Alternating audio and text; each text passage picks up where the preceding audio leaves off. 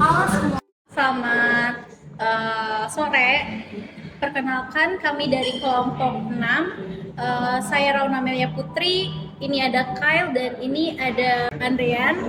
Kami di sini di cafe dia bersama kakaknya, namanya siapa kak? Boleh kenal dia. Halo Kak Nadia, selamat sore. Kami dari Trisakti School of Management, Carai Kanadia. Yang pertama nih Kak, bagaimana sih proses pemilihan dan pengelolaan pemasok bahan baku di kafe ini? Untuk pemilihan kita sebenarnya memang sudah dipilihnya by supplier ya, tapi untuk setiap supplier kita pasti udah pilih yang paling baik dan paling cocok sesuai sama konsepnya kita. Jadi nanti kakak suppliernya datang ke sini ya, nggak nganterin barang ya? Ya betul, kadang juga kita pasti cari juga ke tempat yang lain. Oke. Cocok aja kita pasti cari. Biasanya kalau semisalkan ke supplier itu 1 minggu atau 2 minggu atau sebulan supplier kayak bahan baku yang udah habisnya digantinya tuh. Itu tergantung sama stoknya kita sih. Kita nggak pernah, karena kalau misalnya kita stok tanpa ngelihat stok yang lama kan nanti takutnya banyak yang waste ya. Oh. Nah ini kan kafe ya Kak, jadi kopi itu main poinnya ya Kak. Nah kakak milih bijinya itu apakah kakak keliling atau emang setiap bulan pakai merek yang sama gitu Kak? Kita punya 2 grinder, jadi kita punya 2 flavor yang berbeda untuk kopinya, untuk taste note-nya. Kalau untuk yang kita punya mainnya itu memang kita udah punya satu roastery yang memang khusus untuk kita roastingnya. Untuk satu grinder satu lagi itu sebenarnya untuk seasonal beans, nah itu baru kita keliling. Nah kebetulan ownerku juga dia tipikal anak kopi juga, jadi dia pasti bakal punya beberapa teman-teman yang rekomendasiin, misalnya ini cocok nih rasanya memang fruity bright sesuai sama yang kita punya flavor juga, kita punya selera juga. Kalau boleh tahu yang tadi kan seasoning ya? Seasonal. Itu berapa bulan ya diganti? Seasonal itu kita kadang kalau misalnya memang lagi banyak yang dapat input itu, kita bisa lebih dari sebulan itu bisa 4 sampai 5 kali. Tapi tergantung. Kalau memang kita lagi cuma stucknya di satu itu doang, misalnya kita lagi suka banget sama beans itu bisa lama sih. Tergantung sama pasar juga, misalnya mereka memang cocok dengan beans itu, kita baru pakai. Kalau boleh tahu kakak kalibrasi mesin kopinya itu di berapa gram di berapa detik ya kak?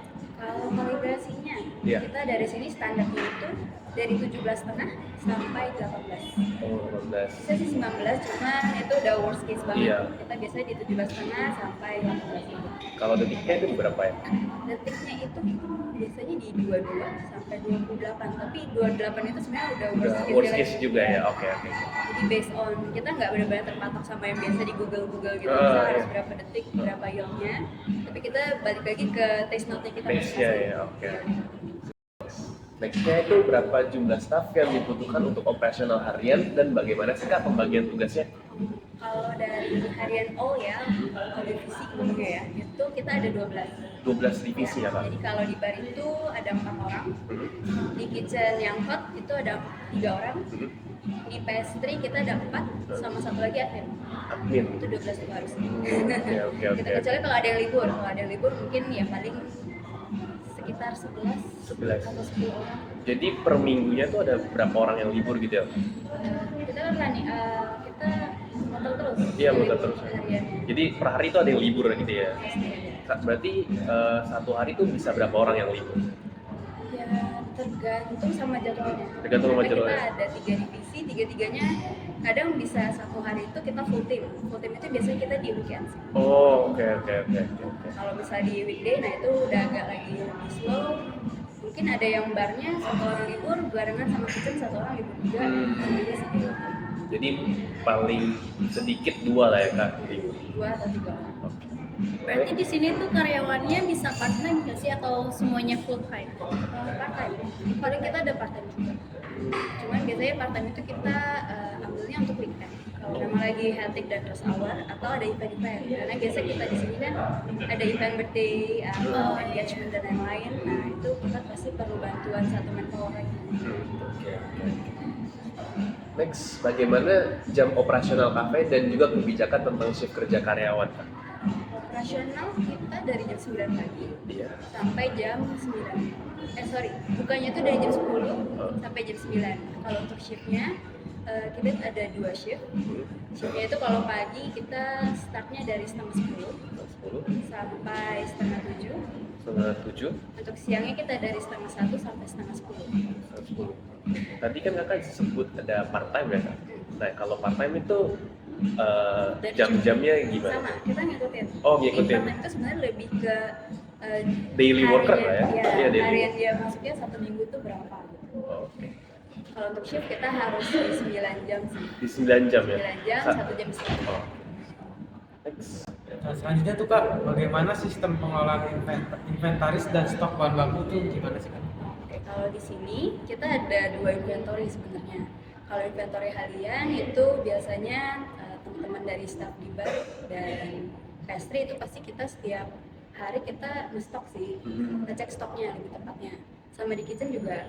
Cuman mungkin kalau untuk bahan basah itu pasti lebih sering dibeli ya dibandingkan yang kering-kering kayak powder, atau kalau di kitchen mungkin kayak frozen food itu mungkin lebih jarang, kecuali memang kita lagi ada event lagi kayak balik market tadi lagi.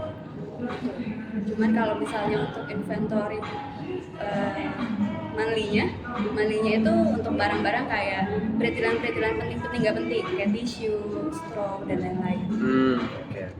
Kalau semisalkan kalau semisalkan kayak cake itu nggak habis, itu tetap dijual atau dimakan sendiri atau bagaimana ya? Kalau cake, puji Tuhan sejauh ini kita nggak benar-benar sampai ngestok banyak banget gitu. Karena kita memang maunya setiap hari kita pasti fresh baking. Even kita ada sisa untuk besok pagi itu pasti dari yang sore atau malam baking gitu ya. Jadi nggak benar-benar kayak udah lama banget semingguan gitu kita Di nggak bawah jual. 12 jam ya kak? Paling lama yang bisa kita serve 2 hari. 2 hari. Itu paling lama. Habis itu pasti kita take out.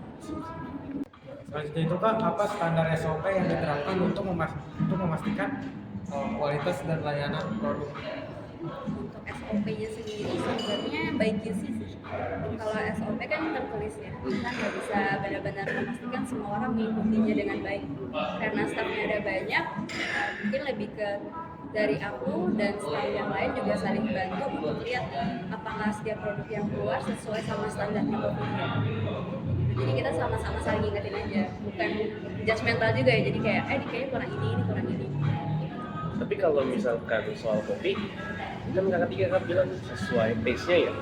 Nah itu satu orang doang yang ngerasain atau semuanya? Soalnya kan satu orang beda-beda ya kak. Kalau lidah, kita udah itu tadi kita perlu kalibrate lidah dulu sebenarnya. Jadi untuk awal-awal staff yang datang pasti dikasih tahu kita itu standarnya kayak gini ya. Meskipun misalnya orangnya kayak aku sendiri, aku preference-nya mince bener-bener effort, bener-bener fruity. Tapi kan kalau di sini nggak mungkin aku bawa standar aku kan. Kita tetap ikutin standar kopi dia. Jadi apapun ke mereka juga ngomong kayak gitu, penting enjoyable, masih bisa diminum, even misalnya essence sekalipun tetap ada pasar yang bisa enjoy sama kita punya kopi yang segitu, nggak ngikutin sendiri. Oke. Nah, terus tuh Kak, sistem manajemen kebersihan dan sanitasi yang diterapkan di kafe ini gimana sih?